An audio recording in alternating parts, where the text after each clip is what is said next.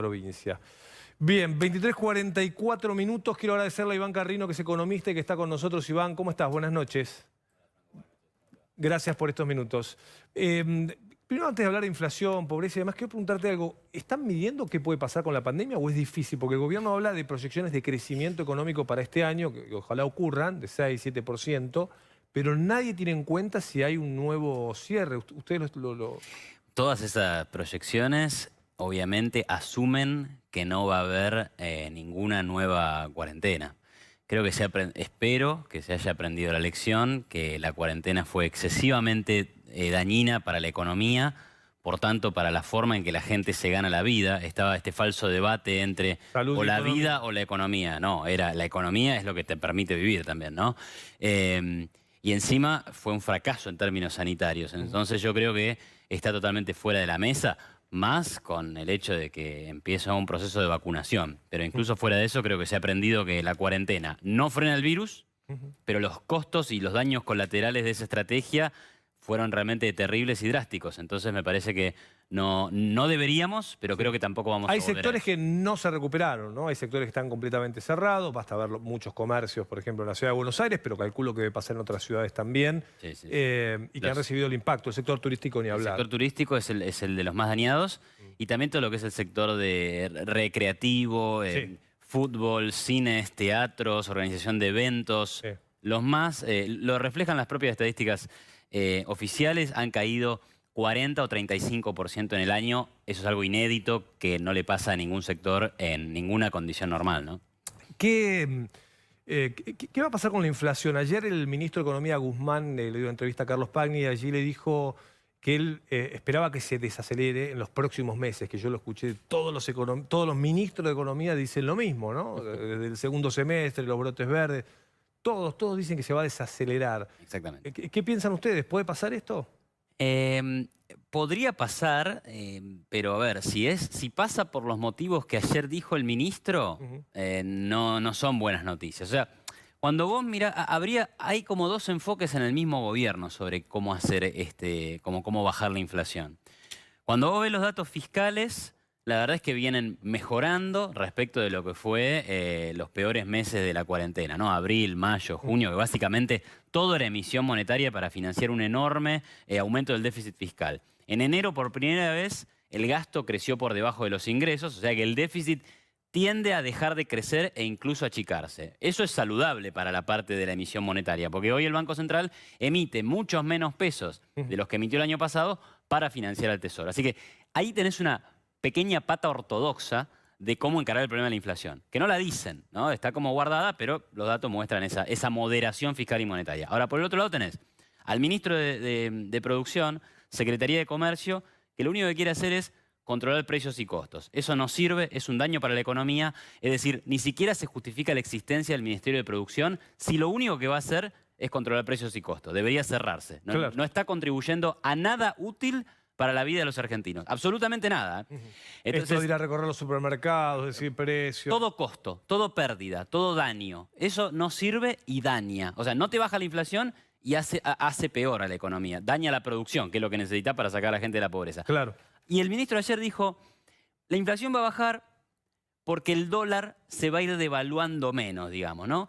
Y eso también es una gran ficción. O sea, el dólar oficial es un precio controlado que a su vez afecta varios precios de la economía, que son todos los precios que se importan y se exportan, todos los bienes internacionales que cotizan al dólar oficial. Pero eso es básicamente como decir, bueno, vamos a parar la inflación.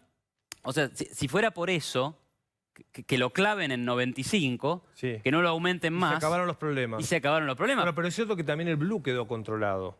Claro, el blue, esa es una buena noticia. Ahora, si vos te dedicas a seguir aumentando la emisión y el déficit, cosa que digo, no está pasando, pero podría volver a pasar, y me controlás el dólar, vas a ir a un aumento de la brecha. O sea, eso no te baja la inflación. Los controles de precios no bajan la inflación. A lo sumo, la reprimen por un tiempo, ¿no? Y eso es lo que varios economistas estamos viendo. Es decir, mirá, tenés las tarifas, tenés el dólar, tenés los precios del cable, de la internet.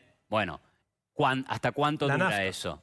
La nafta sí la vienen ajustando. La nafta, es razonable que se ajuste, ¿no? Porque la inflación, el dólar, digamos, el petróleo ha subido. Entonces, bueno. Iván, ahora sigo, porque Carrino, que es economista. A ver, una pregunta, una buena, Iván. A ver, la soja, por ejemplo. Estamos pasando el verano, que siempre es muy difícil en Argentina. Llega marzo, fines de marzo, viene la cosecha. Se supone que la soja está muy alta. ¿Es un punto positivo que el gobierno puede aprovechar? Y los productores, por supuesto, y el interior del país. Sí, sí. Lo ideal sería que lo aproveche la gente, ¿no? Digamos, el que produce, el que exporta, la gente que trabaja en ese sector. Sí, están mejores los datos de liquidación de dólares, los precios de los commodities están siendo favorables. Hay un contexto internacional que de alguna forma es favorable, o sea, las exportaciones e importaciones de China crecen, la tasa de interés en Estados Unidos está bajísima, los bancos centrales en los países industrializados, digamos, desarrollados, están con unas políticas monetarias absolutamente expansivas, lo mismo en términos fiscales, todo eso genera, o por lo menos te impide que caiga tanto la demanda, que es lo que están buscando estos gobiernos, y finalmente eso está generando aumento del precio del petróleo, aumento del precio de la carne, del maíz, de la soja, que en principio es favorable para un país como la Argentina, que tiene parte de su producción dedicada a la exportación de estos bienes, pero por otro lado, después viene el gobierno y dice que eso es culpa de la inflación, perdón, que eso genera inflación y después va y dice hay que ponerle más retenciones. O sea, no ayuda, ¿viste?, el gobierno poniéndose en contra de las pocas cosas buenas que aparecen, en este caso en el contexto internacional, ¿no? Pero básicamente, controlado el dólar, 143 pesos, llega la cosecha. Sí. Se supone que y año electoral, ¿podemos tener un respiro de acá? No, de acá a octubre, ¿no? A ver, no, pero es que también hay que ver eso.